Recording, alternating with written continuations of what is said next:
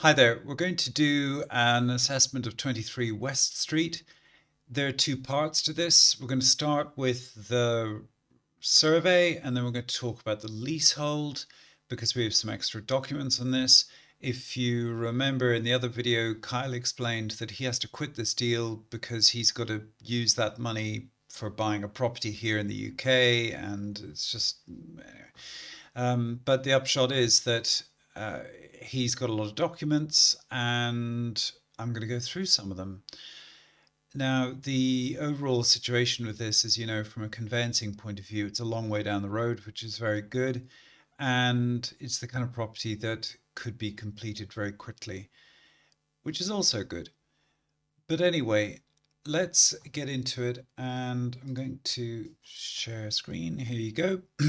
Now, the the report is reasonably positive, I would say, and it's uh, it's been taken carried out by Rick. That's very good. He's a associate RCS guy, so that's all nice. And he thinks it's a reasonable purchase, although there are a few things that need doing to it. And we're going to talk about that shortly. And if you remember, with these kind of surveys, you have one, two, three. So red is serious, and then you've got less serious, and everything's okay. Mm. Sorry, too much talking earlier.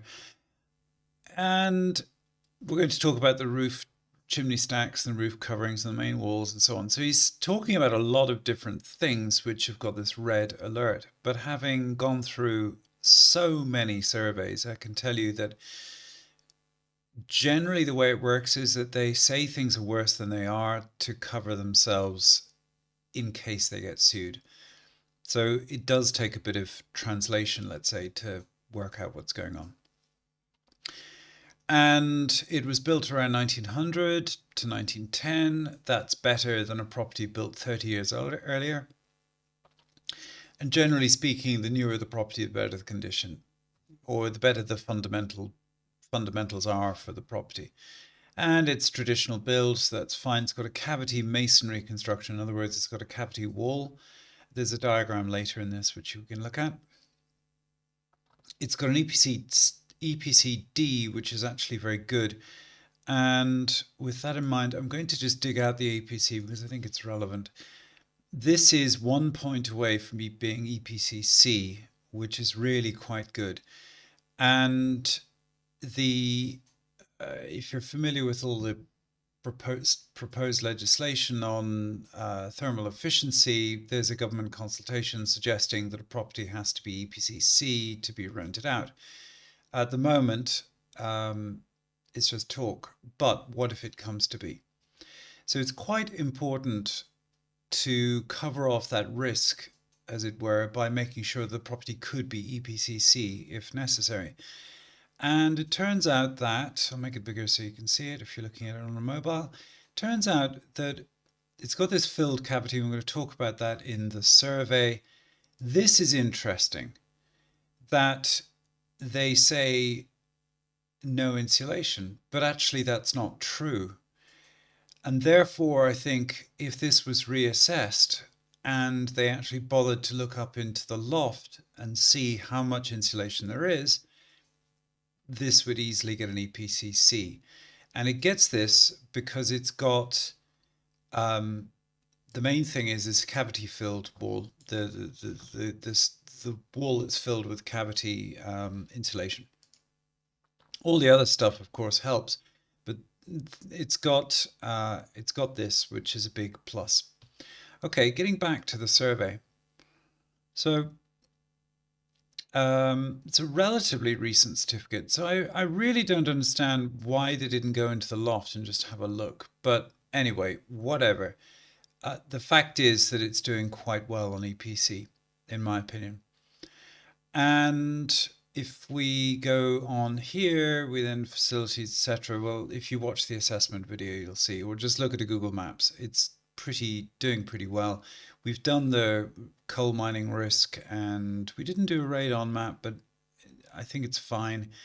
And Then they say the chimney stacks need some maintenance, maybe.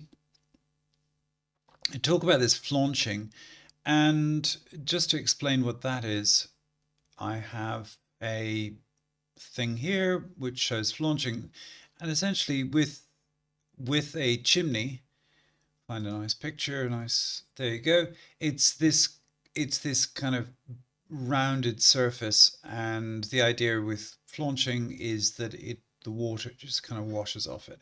And here's an example where the flaunching is cracked and it's not in good condition.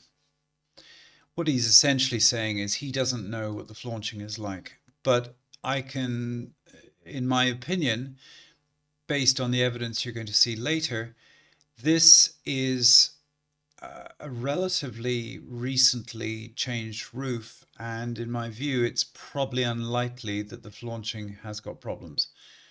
I think this roof is probably 20 to 25 years old, and unless the flaunching was done badly, then the flaunching should be okay.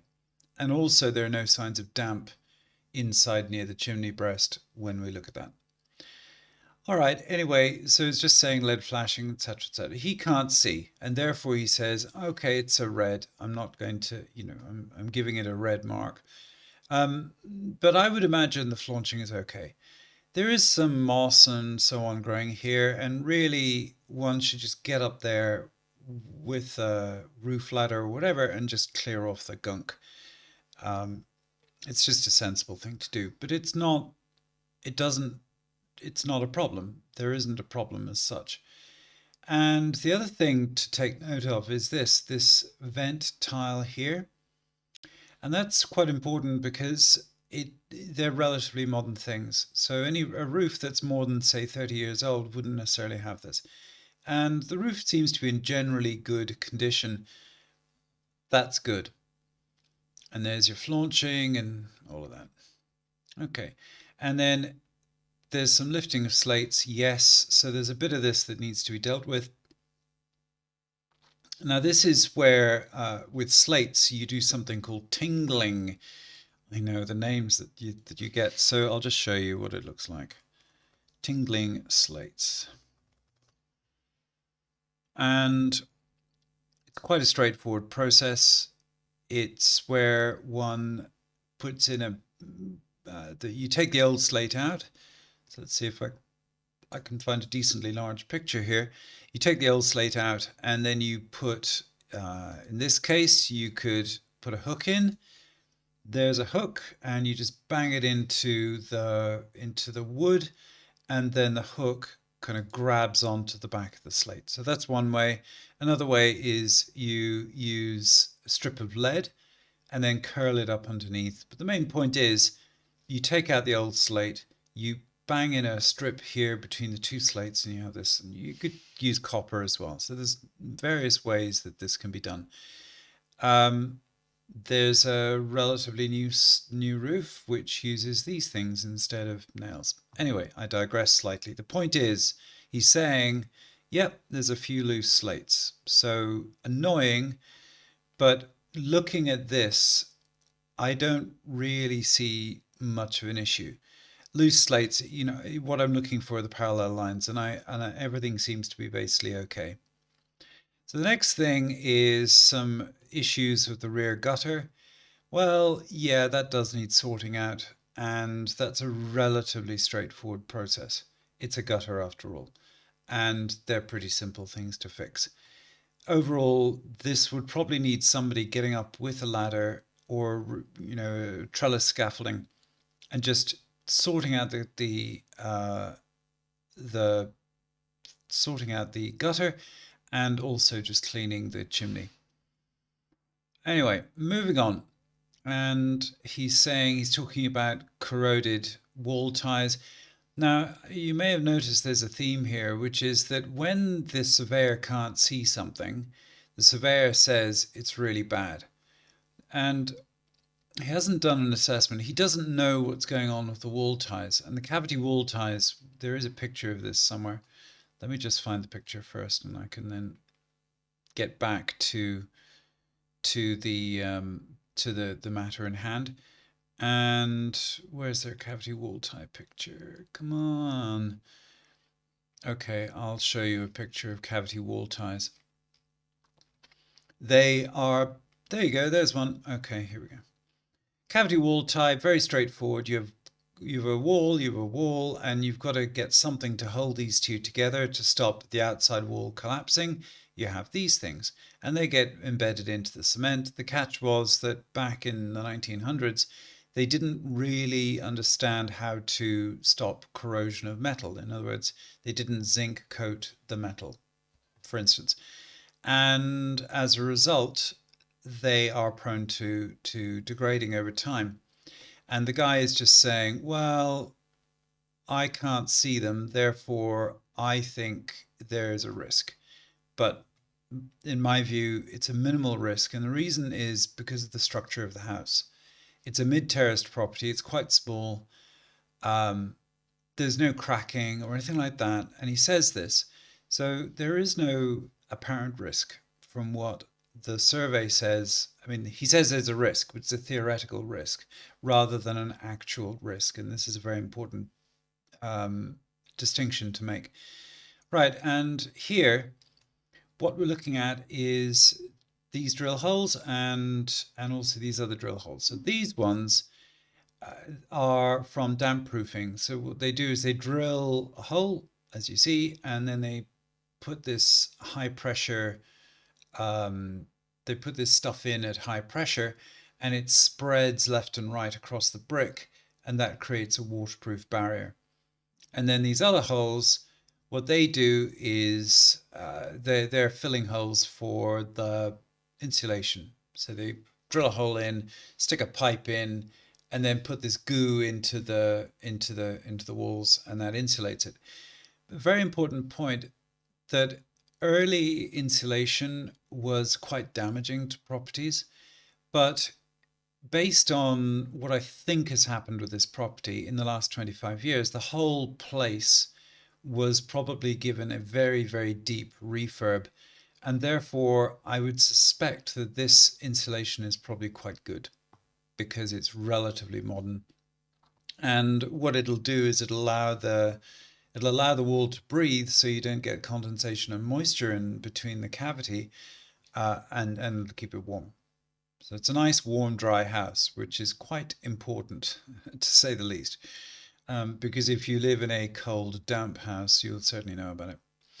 The other thing to note here, by the way, is the quality of the bricks. And this is a real telltale sign about the quality of the house overall. Because the thing about the bricks are, if the bricks are bad, you can't replace the bricks because you're therefore replacing the house, if you think about it. So the bricks, as a fundamental starter point, they need to be decent, and you can see that they're good. And the reason is because of the quality of the grout. You see how thin the grout is, or thin the mortar is between the different bricks. It just means it's a high quality, well built, well made brick, and it's nicely done. And also you have these stone lintels, which are of course very strong. That's good, and we can see here the fancy brickwork on the top. Again, all of this is saying to me, whilst this was kind of an economy house in its day, a basic worker's house, it was well done, certainly at the front. Now, at the back, what they would do is use less good brick, and we can see this here. But the thing that I'm happy about, I guess, is that there's a couple of things going on. So the first question is, why the paint? Um, Mainly to stop water ingress. So you would have water splashing down, splashing back, and it looked prettier, I suppose. Therefore, just paint the thing. The other point to make is that the mortar joints are much thicker on the back, if you notice, and the quality of the bricks is lower, but then it's not publicly facing. Nice thing about these bricks is they're quite dense. So when you look at them, they're not, it's hard to see, but I know these bricks because I've seen them so many times before. They have a kind of a polish to them, and that means that they don't soak up water. So some bricks, if they're very matte finish and kind of poorly done, they absorb water and it's a problem. But these are fine. They're kind of mid quality bricks for the back of the house. Now you've got some issues here. This would be splashed down, water hitting that, splashing back. It's just something that needs addressing, but I don't think they're serious. We'll see the damp readings later on, but I think everything's okay. Now the double glazing looks reasonably modern as well, which kind of fits in with my view that this whole place, as I said, was probably renovated about 25 years ago. And then we go on to the windows, and the guy is saying, yeah, windows are fine and all of that. So that's good. It's got this effect here. And this also highlights a point that this is not the cheapest double glazing you can get. They decided to upgrade the double glazing to get the fancy neo-Tudor thing going on here with the fancy finish. They didn't have to do that. Now, moving on, the front door is good. It's one of those double glazed, UPVC things. They're not very beautiful, but actually they're very effective, and they're a mixture of secure and thermally efficient. So I quite like them actually. Nothing fancy, but they do the job very well. And then fascia boarding, and he's saying they're all good. General, yeah, okay. So it might need a review, maybe a coat of paint or something, but he's not saying it's rotting away or anything nasty like that. Okay, let's look inside. And he says here that the visible timbers, the one I went into the loft, and we'll see pictures in a minute, some damp staining, okay. But we don't know whether that occurred when the roof was being redone, because it takes a while to do the roof. So let's say the roof was being redone. There was rain gets onto the joists, and I think that's probably what happened. And then, so he's saying everything seemed to be reasonable, but some damp staining, fine. Then he's saying modern underfelt, and again, I'm going back to my point. I think this sort of tech came through maybe 30 years ago or less, and we'll now look at what he's talking about. So there's a surveyor's ladder.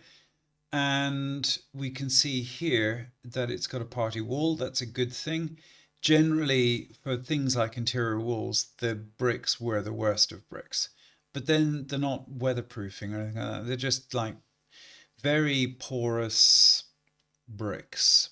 So nothing very fancy. Now, here's a point I want to raise. Do you remember we had the EPC and they said no loft insulation assumed? Well, there's loads of loft insulation, so they got it wrong. And that's why I'm saying if this was reassessed, it would get a higher EPC because look, it's a loft. And in fact, what one would do is present this survey to the EPC assessor and say, here, look, loft insulation. Anyway, this is the underfelt that I'm talking about, and it's a modern plastic membrane that's water resistant. And look at it, it's not bitumen felt, and there's actually something there. It's a real telltale sign when you look at a building and there isn't any underfelt or whatever, and it's from like 1900, then you know that's the original roof. Because if you re-roof, you always put some felt down. It's just a thing you do. Because it's your second barrier of protection from the outside if you have a loose slate or something like that. More pictures, more insulation, and like I say, insulation, plenty of it. More pictures of the roof, and then he says ceilings, plaster and lath, and so he's saying it's a combination of plaster and lath, but I'm not very clear where he's saying that. And based on what I see, the general rule of thumb is that if you have a reception room and it has Victorian coving, i.e. the stuff around the edges, then it could well be plaster and lath, and that's not a good thing. And by the way, just to explain why plaster and lath is a bit just difficult, let's have a quick look here. I always like to do a bit of education, and lath, here we are, and the way it worked was you'd have strips of wood, then you put plaster over it, then it squidges behind the plaster and you get a finish. The catch is that often the wood was really cheap and all over the place, and then the plasterer would try to just kind of work with this and make the best of it, but generally it would be difficult. You'd never get a really nice finish. And also, if it gets wet, then it's very prone to collapse, which is dangerous. Not dangerous. Well, it's dangerous, I suppose. It's just nasty. Anyway, I think virtually all of the plaster and lath has been removed on this property. And the reason I say that is because all the rooms have nice flat ceilings. And if you think about it, you're a plasterer and you're trying to do that overhead, it's just difficult to get a really smooth finish. So I think the whole house has been done. Okay, and moving on, dampness. Right, so to explain how these things work, these protometers, they they have two prongs. They go into the wall and they get the they run electricity between the two pointers, and based on the resistance, that determines roughly how much moisture there is. So the less resistance, the more moisture, and the more green. It goes from green down the bottom to red at the top, and if it's somewhere in the middle, that's okay. So here, for example, on this one, he's showing some signs of damp. If it was up at the top here, it would be a problem, but it's not. It's just slightly above average. And this is okay. And the reason I think it's okay is because the walls are okay. There's no mold, no wallpaper peeling off, anything like that. It's okay. And we've got the same story here, and you will always get more humidity and just like damp at a low level on the ground, low level versus high level. Now, the next thing is, yeah, all these damp meter readings are actually pretty low. And the thing to bear in mind is that this property has had a major renovation with the damp proofing all done. And that's why I would describe it as a nice dry property. Now, I don't really know what's going on here. The problem with this is it's out of context, so I'm not sure. But to me, that's a very minor issue if there is an issue. And pictures of the floor.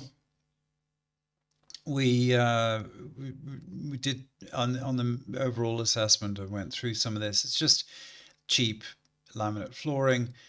This is the bathroom, which has been tanked out. It's quite an expensive job to do this, by the way, and it's quite kind of fancy. And you either, I think it's a benefit on the whole. It doesn't have a bath, but then baths aren't really very useful things. We have a bath. I don't use it. I use the shower. So I think a lot of modern people use the shower. And then we have some ornate stuff going on. Nothing much to say there. Kitchen is good. And he says he hasn't done any of the things, but he gives it a one. Well, of course you'd give it a one because it's in good condition. And the staircase meets building regulations, so that's good. I quite like this where you have the bifold doors which separate the front and rear rooms. So you can have some privacy or just open it all up a little bit more, which is also a benefit. And then we get into bathroom fittings. Bathroom's decent. Generally, you might say that if someone was partially, say, because it is a probate property, so the owner may have been had have difficulty moving or whatever, and this kind of arrangement just works for them. And the local authority, they would tank out the room and do the work on it and make it all done. Like I say, it's a bit, it's kind of institutional feeling, like it's the kind of thing you get at your local health center. But I quite like them. I think they're efficient. Now, I don't know whether you like them, but I like them. So, okay, electricity, they're just saying, I haven't got certificates, therefore I don't know, is roughly what he's saying. And we can see that this is actually quite a modern setup. This is a pretty modern board. That's good news. So that can be tested. And then we have the gas and the water and the heating and all this. And he's saying it's got a boiler and it's got radiators, so we know that. Now, this is a reasonably old boiler, I would say. And my guess is it's probably the same age as the renovation. Therefore, I give it like 25 years. It's probably okay. Um, one of those, my feeling with boilers are unless they're incredibly inefficient and it keeps working, then don't bother changing it. But at some point, it's going to die and or need servicing, of course. But it should be okay.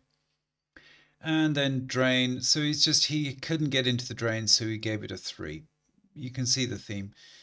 And moving on, other closed yard, very little to say. I quite like this. I like the AstroTurf and all that's good.